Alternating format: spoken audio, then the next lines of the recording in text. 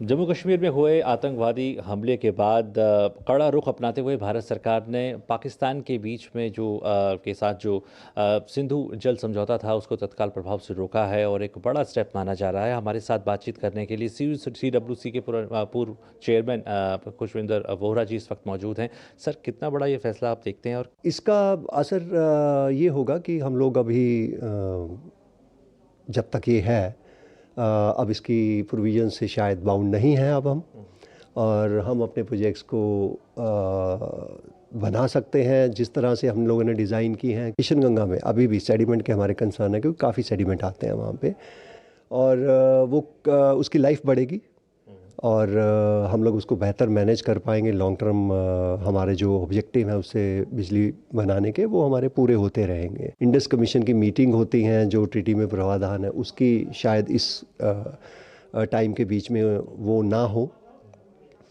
और इसके अलावा जो डाटा शेयरिंग है, हम लोग उसमें काफ़ी सारा डाटा शेयर करते हैं जिसका ज़्यादा फ़ायदा तो पाकिस्तान को ही होता है इन सब चीज़ों के लिए। तो वो अब डाटा शेयरिंग, क्योंकि कैप्टन अबेंस है तो उसकी ज़रूरत अगर चाहें तो वो हम शायद उसको परसू ना करें या ना दें। और इसके अलावा फ्लड मैनेजमेंट हमारा बहुत बड़ा कंसर्न है। फ्लड मैनेजमेंट के रिलेटेड जो भी प्रोविजंस ट्रीटी के अंदर है उसको उसको बड़े डिफरेंट ढंग से पाकिस्तान कई बार इंटरप्रेट करता है, और हमें थोड़ी उसमें तकलीफ़ रहती है कि फ़्लड मैनेजमेंट की स्कीम्स को हम किस तरह से अच्छा और इफ़ेक्टिव बना पाएँ। तो अब हम झेलम में हम चाहें तो झेलम हमारा कंसर्न रहता है फ़्लड के लिए।